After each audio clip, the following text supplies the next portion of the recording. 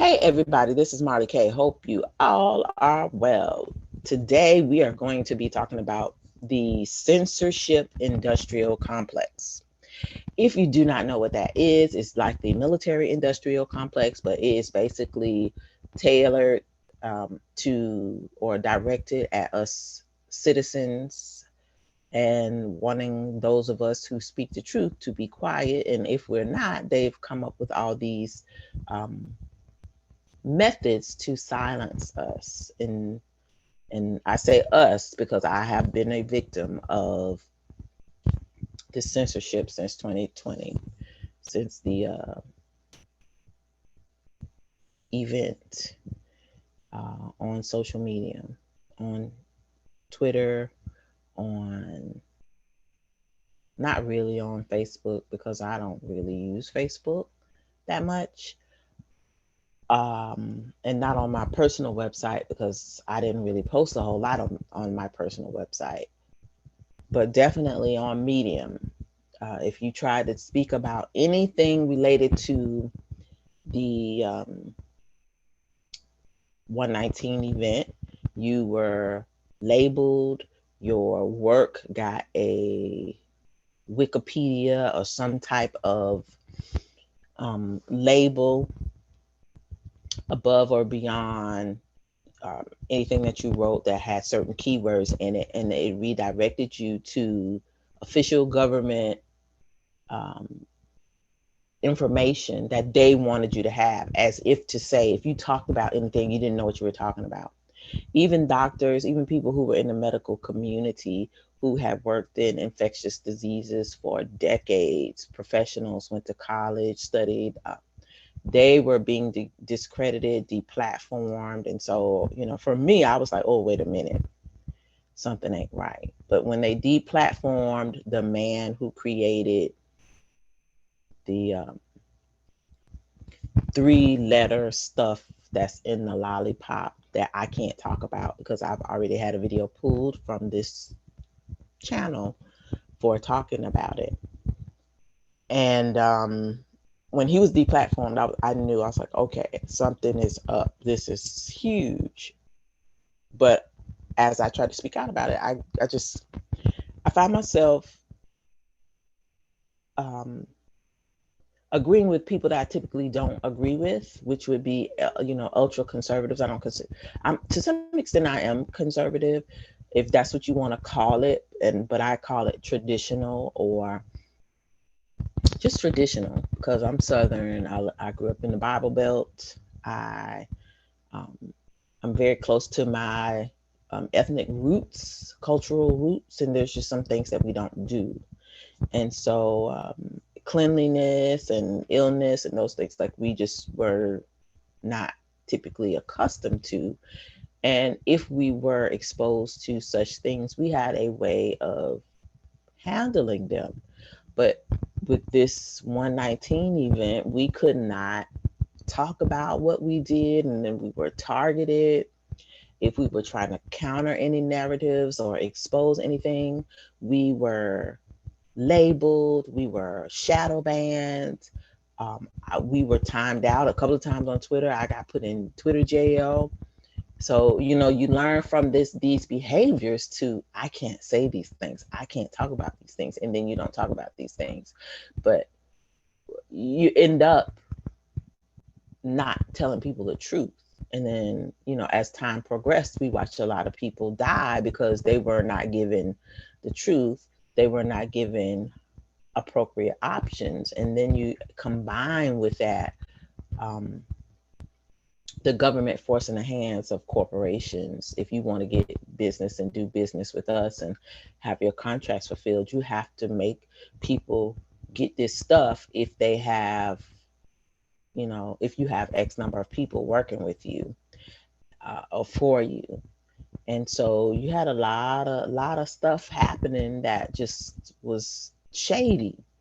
And a lot of people in the healthcare community were trying to speak out about it, but again, they were deplatformed. So then a lot of people started creating their own websites. They went to, platforms like Substack, and even on those platforms, there was a back door for the alphabet people of the government or lots of governments around the world to put us on lists, to shadow ban us, to get us deplatformed, to demonetize us. And you'll find a lot of people, especially Black people, were censored, were chastised, were swarmed.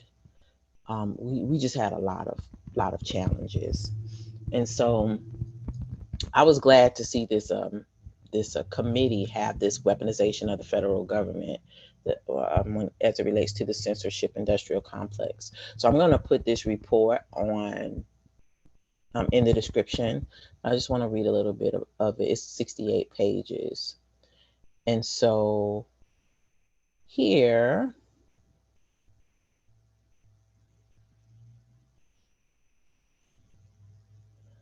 uh, in 1961, in his 1961 farewell address, President Dwight Eisenhower warned of the acquisition of unwarranted influence by the military industrial complex.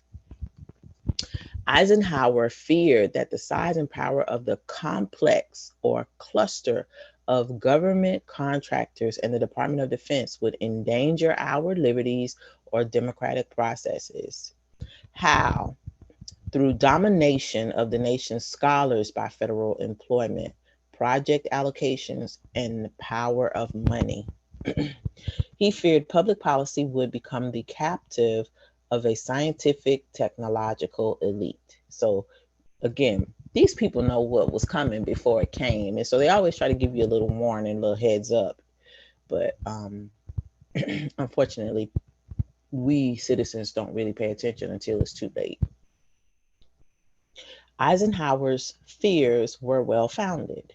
Today, American taxpayers are unwittingly financing the growth and power of a censorship industrial complex run by America's scientific and technological elite, which endangers our liberties and democracy. I am grateful for the opportunity to offer this testimony and sound the alarm over the shocking and disturbing emergence of state sponsored censorship in the United States of America. The Twitter files, state attorneys general lawsuits, and investigative reporters have revealed a large and growing network of government agencies, academic institutions, and non governmental organizations that are actively censoring American citizens, often without their knowledge, on a range of issues, including on the origins of the COVID, Rona lollipops, emails relating to Papa Son's uh, computer stuff, the climate change, renewable energy, fossil fuels, and many other issues, especially issues pertaining to Black people, social issues, social justice issues. Um, I offer some cautions. I do not know how much of the censorship is coordinated beyond what we have been able to document, and I will not speculate. I recognize the law allows Facebook, Twitter, and other private companies to moderate content on their platforms, and I support the right of governments to communicate with the public, including to dispute inaccurate and misleading information.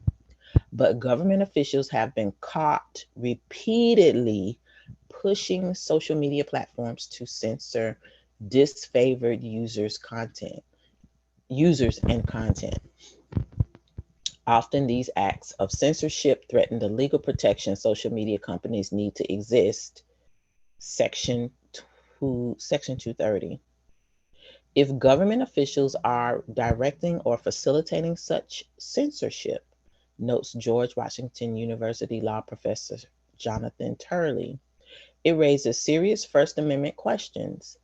It is axiomatic that the government cannot do indirectly what is prohibited from doing directly. Moreover, we know that the US government has funded organizations that pressure advertisers to boycott news media organizations and social media platforms that A, refuse to censor, B, spread disinformation, including alleged conspiracy theories. The Stanford Internet Observatory, the University of Washington, the Atlantic Council's Digital Forensic Research Lab, and Graphica all have inadequately disclosed ties to the Department of Defense, the CIA, and other intelligence agencies. They work with multiple U.S. government agencies to institutionalize censorship research and advocacy with dozens of other universities and think tanks. It is important to understand how these function. They are not publicly engaging with their opponents in an open exchange of ideas. They aren't asking for a national debate over the limits of the First Amendment. Rather, they are creating a blacklist of disfavored people and then pressuring, cajoling, and demanding that social media platforms censor, de amplify, and even ban the people on these blacklists. Who are the censors? They are a familiar type, overly confident in their ability to discern truth from falsity, good intention from bad intention. The instinct of these hall monitor types is to complain to the teacher, and if the teacher doesn't comply, to go above them to the principal. Such an approach might work in middle school and many elite universities, but it is anathema to freedom and is an abuse of power.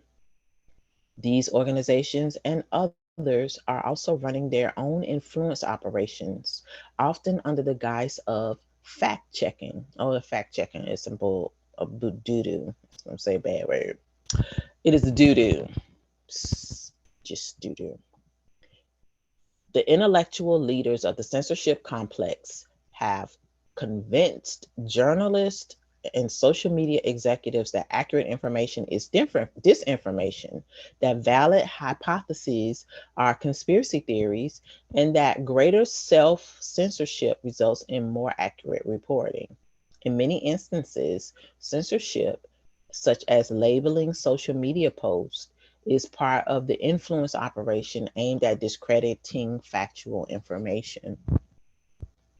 The censorship industrial complex combines established methods of psychological manipulation, some developed by the US military during the global war on terror, with highly sophisticated tools from computer science, including artificial intelligence.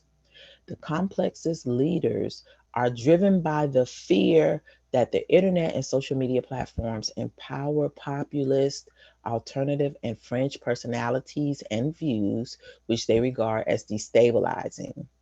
Federal government officials, agencies, and contractors have gone from fighting ISIS recruiters and Russian bots to censoring and deplatforming ordinary Americans and disfavored public figures. I can attest because I have been deplatformed, demonetized, shadow banned, labeled, told on, you name it. I have endured it and I'm still enduring it. Like even talking about this subject today, I'm sure this video probably is not going to get that many views, but I'm going to post it anyway cuz it's the truth. And that's what we do here. We talk about the truth. We live in object reality 24/7, 365 days of the year, and I'm not doing anything different. Importantly, the bar for bringing in the military grade government monitoring and speech countering techniques has moved from countering terrorism to countering extremism to countering simple misinformation. The government no longer needs to, excuse me, predicate of calling you a terrorist or extremist to deploy government resources to counter your political activity. My activity ain't even political, but based on the parameters of this crazy society we live in, I suppose so. The only predicate it needs is simply the assertion that the opinion you expressed on social media is wrong. These efforts extend to influencing and even directing conventional news media organizations. Since 1971, when the Washington Post and the New York Times elected to publish classified Pentagon papers about the war in Vietnam, journalists understood that we have a professional obligation to report on leaked documents whose contents are in the public's interest, even when they have been stolen. And yet in 2020, the Aspen Institute and the Stanford's Cyber Policy Center urged journalists to break the Pentagon Papers principle and not cover leaked information to prevent the spread of disinformation. And that's because they didn't want nobody to tell you about Papa crackhead son. But anywho, I'm just saying. Government funded censors frequently invoke the prevention of real world harm to justify their demands for censorship. But the censors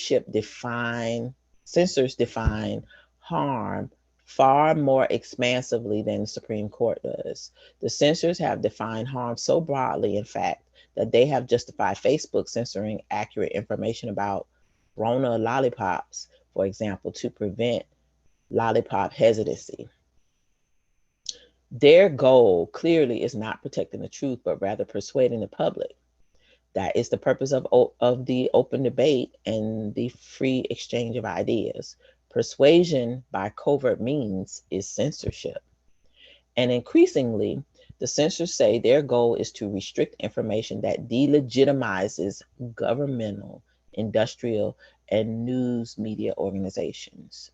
That mandate is so sweeping that it could easily censor criticism of any part of the status quo, from elected officials to institutions to laws. This extreme reactionary attitude is bluntly un-American, but it's very black because they do it to us all the time. But I'm not gonna sing no Negro spirituals on this post. I'm just not gonna do it. But anyway, if you are black and you are on social media, you totally understand. If you talk about anything political, if you talk about anything related to us, if we counter anything that goes against what this system wants us to say, think, speak, um, um, believe, or how they want us to act, they censor us. So, as far as I'm concerned, the white people getting what the black people always been getting. Hello, what's good for the goose? But anywho, sometimes you have to bury your hatchet for 5 minutes so that you can advocate for what's right for your people. And so that's what I'm doing. Sometimes I got to ride for my people with the enemies until we get this thing squared away, and then we go back to fighting. That's this is one of those situations. Congress should immediately cut off funding to the censors and investigate their activities. Second, it should mandate instant reporting of all conversations between social media executives, government employees, and contractors concerning content moderation. Third, Congress should limit the broad permission given to social media platforms to censor, deplatform, and spread propaganda. Whatever Congress does, it is incumbent upon the American people to wake up to the threat of government censorship via behind the scenes pressure on media corporations. Only an alert and knowledgeable citizenry, Eisenhower noted, can compel the proper meshing of the huge industrial and military machinery of defense with our peaceful methods and goals so that security and liberty may prosper together. So I'm going to read you what the definitions are. And then I'm not going to read anymore because I'm probably already in trouble. But I will post this whole thing on this website. Sorry, in the description. So please go and read through this because it is so good. And you should also look on Twitter for the Twitter files because they have like really been dropping important nuggets that's just not for Twitter. But you got to understand every social media platform that we use is infiltrated by them folks. So whatever you see, like I tell you, things show up in your newsfeed for a reason because they force them there. Things are popular for a reason, especially for us Black people, because they want us to look at certain things. Like, for instance, I get a whole bunch of interracial couples where the woman is Black and the man is white in my news threads. I don't know why. I don't want to see that. I haven't given any indication that I'm a part of the swirl society. But and I'm not opposed to anybody who does that. But I mean, it's just a thing where something in the algorithms either knows that I'm single, or it knows that perhaps that I have views that are pro Black man, and they counter that with sending me something that is pro white man. And it's constant. And I'm just like, what is going on? But when I see it, because I'm aware and I live in reality and I understand who running things, I'm always thinking, which is why people call me a conspiracy theorist. Who sent you? It's like spiritual warfare. Who sent you? You see a spirit that ain't right in your presence, or you feel something, you say, something ain't right. Who is this? Who sent you? Why are you here? There's an agenda with social media, and you need to think of social media just almost as like it's an evil spirit. And you got to be strong enough to deal with this social media. So that means you have to have light.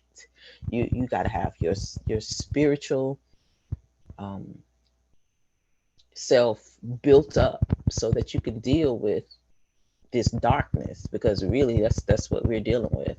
We're trying to filter through darkness to get truth, because they have conditioned us. This is our news sources now. If we want to get information, we got to get it from these places. But thankfully, in this hour, the Most High is sending people with discernment, visions, dreams. We got prophets. People are teaching and preaching truth, but it's hard for us to get this message out because darkness is censoring us. And so I'm going to read the definition of what the censorship industrial complex is today. And so it says the censorship industrial complex is a network of ideologically aligned governmental, NGO, academic. I'm sorry, let me start over. The censorship industrial complex is a network of ideologically aligned governmental, non governmental organizations and academic institutions that discovered over the last few years the power of censorship to protect their own interest against the volatility and risk of the democratic process. They are not defending democracy as they claim. Rather, they are defending their own policy and pecuniary interest against democracy. So, I just wanted to bring this to you about what the censorship industrial complex is. This gives you great insight into, who's behind what, where the money comes from. And so I'll read this example for you, then I'm done. The censorship industrial complex today is using tools that the DoD, which is the Department of Defense, originally developed to fight terrorists. For example, DARPA 2011 created the Social Media and Strategic Communication Program to help identify misinformation or deception campaigns and counter them with truthful information. The goals were to detect misinformation, recognize persuasion campaign structures, and influence operations across social media sites and communities, identify participants and intent, and measure effects of persuasion campaigns, counter messaging of detected adversary influence operations. The four goals of Course Correct, a project funded by the National Science Foundation, targets U.S. citizens today in nearly the identical way, which is to detect information continue developing A/B tested correction strategies against misinformation, evaluate the effectiveness of evidence-based corrections by conducting small randomized control trials. 4, ongoing collaborations with journalists as well as tech developers and software engineers. And so I'm gonna stop here because then I start getting into the alphabet peoples. I've already said too much, and y'all know they don't like me. So, with that said, please, please, please, please, please read this, because as darkness comes upon us, as we all struggle to find out what the truth is, as we all, have to use the tools that we have at our disposal to try to learn and decipher what truth is, we need to understand that these platforms are not our friends. These platforms are infiltrated, or I hate to say infiltrated, they were created by the very people who are now using them against us. And that, we are in the fight for our lives. But as long as, people are happy scrolling TikTok, doing stupid dances, and living in la la land, arguing with each other, having male female wars, gender wars, um, straight versus gay wars, just whatever they're talking about. This goofy entertainment, um, music industry, diaspora wars, race wars, it's all being used to destroy our minds, and so that we will trust the people that we shouldn't be trusting right now. That's just my 2 cents.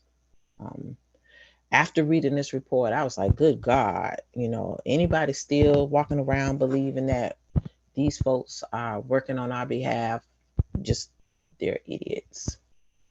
That's all I can say. But I would like for you all to take the time to read this report and understand that's why I take my time and bring you certain stories and break them down. I like to give you the black hand side of things, but also I like to talk about things that our community typically does not talk about, because we don't understand why we can't get our stuff together in the black community. And in part, it's because we are bombarded with things that keep us disorganized, at each other's throats, entertained, dumbed down. And, after years of this, now you got like two generations, maybe 3 generations of dumbed down folks who just can't think and can't come out of the matrix. And they don't understand what's happening. So, I just want to talk about it briefly so that you all can understand why you really need to do your due diligence, why you need to be careful in these internet streets. And, my takeaway from this is you need to try to stay away from mainstream stuff as much as possible. Um, but, anything that you get, we have to look at it from multiple views. And I'm not saying everything that I bring to you is the correct perspective or accurate perspective, but it's always going to be from a critical thinking or conspiracy theorist, what they label conspiracy theorist perspective, because I knew this information just from doing research, years ago. But again, because I can't talk about it, because if I do, I'm shadow banned, I'm deplatformed, I'm demonetized, I get labels on my work saying that it's a conspiracy theorist, even though this report clearly is saying everything that I've said for years now. So, you know, when you're Black and you are hostage in a domestic violence situation, I'm at the liberty of the hostage taker. And so that's how things have always been, pretty much, for, Black journalists and Black critical thinkers and free thinkers. but now it's impacting everybody. And so people are just now catching up, but it's just about too late. Like the window is closing in on us and darkness is everywhere. So just remember that social media is not our friend. And when the time comes, it's probably going to be best for us to get off the internet, period. You know, you probably should deactivate all your accounts, you should download all your pictures, dumb down your life, use social media as little as possible. I wouldn't use any. Um, and as far as news, I don't know, you may just want to pick one source to get news from, um, or maybe just use one social media platform. Right now, I don't watch television. I pretty much use YouTube to filter through independent journalists, international news, and try to put together a picture of what's happening. But I can't trust any source that I used to trust because I realized that those things have been turned into basically, you know, new police. They don't work for us anymore. They work for the man. So with that said, just be careful what you read. Be careful. Um, Believe in these fact check organizations because they have messed a lot of people up. Just think about all the people who passed away over the last 3 years because people who were telling the truth were censored. People who were giving good information, who didn't have a dog in the fight, who didn't have any investments with these folks. They were censored and deplatformed, so they didn't get an opportunity to tell the truth. While you had your politicians buying body bags because they were relying on a lot of us passing away, and they were investing in the lollipop because they knew that the government was going to pay for it and it was going to be free. Therefore, in terms, we would end up having to pay for it later on down the line, but they were going to get the boost in the short term. And so now, people have passed away. Nobody's even talking about it. We're having this discussion about misinformation, but what did this misinformation lead to? How many people had their businesses closed down and had to, subsequently close because we were not informed properly? How many people altered their lives and couldn't travel, and um, all these things that we were having to do, go get expensive medical tests just to travel. You couldn't go eat in restaurants without verification. You had a lollipop that didn't even work, that most doctors now say does more harm than good, doesn't prevent anything like they promised. But nobody's paying for that except for the people who tried to warn everyone in the beginning. So, you know, we just be living in the matrix, y'all. We living in the matrix.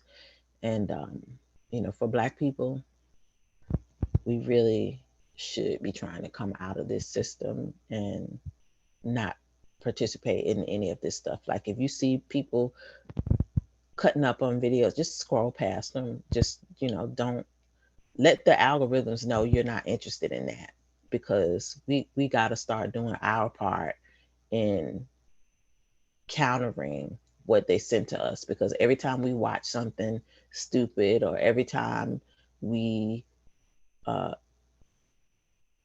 spend any time on any of those things they direct our way because they have their own agenda, we give consent to their agenda. So just got to be a little smarter when you navigate these internet streets, y'all. All right, so I think I'm done with this rant.